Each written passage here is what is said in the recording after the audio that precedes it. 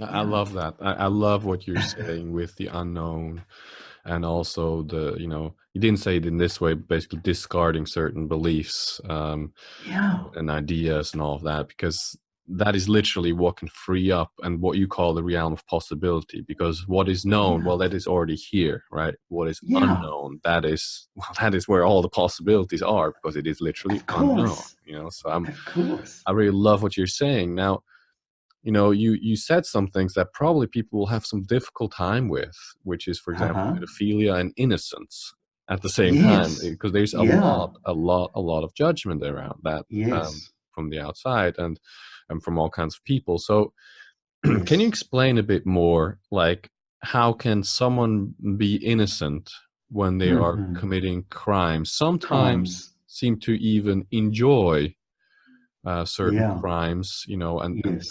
and for a lot of people, they just say they're just very, very sick, and they even Hmm. go to the degree they're evil, right? Which is not Hmm. innocence, No, right? no, that's right.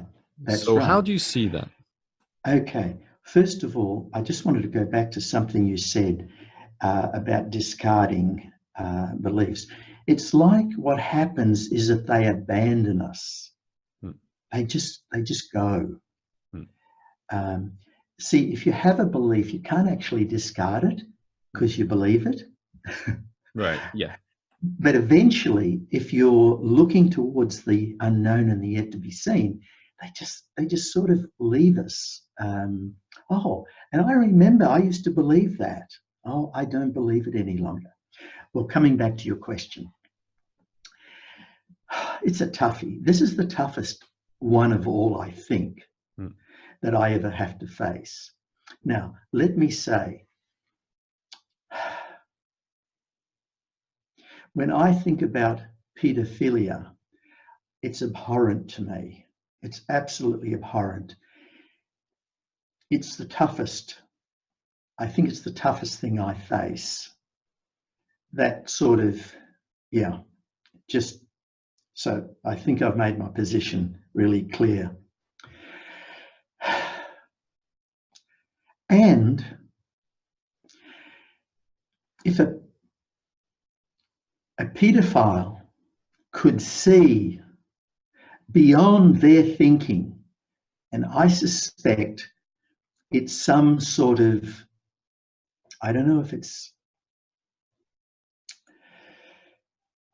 a mental problem, psychological problem, whatever it is, they are guilty, and it's totally and absolutely unacceptable. And the only thing we can do is put them out of harm's way. Okay. hmm, Now, and yet I know that and I don't want to keep talking about this because it's a nauseous sort of subject. If they could see better, they wouldn't think, feel, and act in the way they do. And it's much easier to take a less, like, for example, I was alcoholic, and there's a piece in the book where I talk about it. And I remember uh, driving home after having started drinking at 12 o'clock in the day, and it was 7 o'clock. I was in this restaurant with a colleague, and the evening patrons were coming in. And this was before we had random breath testing and all the wonderful laws we now have to stop people like me from doing what I used to do. My vehicle was brought round from the back, and I started driving home. And as I'm driving, and my wife, as a psychologist, she works in the drug and alcohol field, and she said to me, "Sweetheart, you're alcoholic." Anyway, I didn't deny, and this was long before I happened upon this understanding.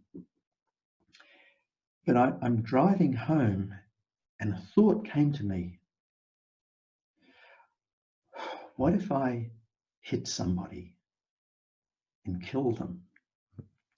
I couldn't live with myself. How would it be for my wife, Ronnie? How would it be for my children? You know, this just was terrible. But what if I didn't kill them and they were actually a quadriplegic? Mm. How would their family feel? So I'm traveling on, so I'm having these thoughts. And I thought, Ronnie's right. I'm alcoholic.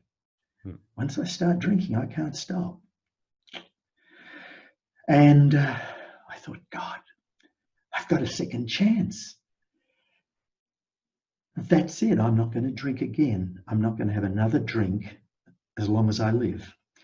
And I drove home very carefully, got out of the car, walked inside. As I walked in, I said to Ronnie, I said, I'm not going to have another drink ever. That's it. And that was on my 44th birthday. 44th birthday. And I was taken out by a colleague for lunch, and we met. He was a marketing advertising guy, and we'd have our agenda, and then we'd go on about how we're going to save the world, and drinking.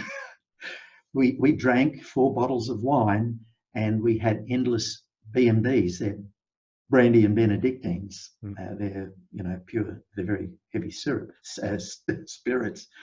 Anyway, so that was it. Now I've not had another drink since I was 44, and I'll be 78. So you do the math. We still have alcohol in our pantry. My wife still has a drink, but I don't, because I know I could have another drink today and not have another drink, but I don't want to risk that. Right. Why would I? I don't think it's any good for me anyway. So it was seeing possibility. You see, I saw possibility. Oh wow, I don't have to drink.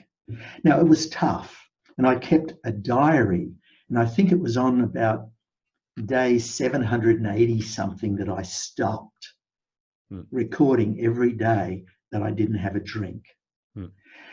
And then I just let it go. I guess I felt safe that I wasn't going to be tempted, because when you're addicted to something like I was to alcohol and you get stressed. Right. See, I didn't know what I know today. I didn't know. So I had to sort of, in a way, tough it out a bit at the time. But it wasn't excruciatingly difficult for me. I hadn't had a drink till I was 34. Here I am, this person of extremes, not a solitary drink. I started drinking when I was 34 and I stopped when I was 44. But by about halfway through, my wife was saying, sweetheart, you've got problems. And the reason I didn't drink is because on both sides of my family, we had several alcoholics, 3 of whom died from alcoholic poisoning. So I just didn't want to touch alcohol. Right, yeah. I had this Irish, Scottish ancestry, and I think you have maybe a genetic predisposition to alcoholism. I don't know. That's the science says that. Right.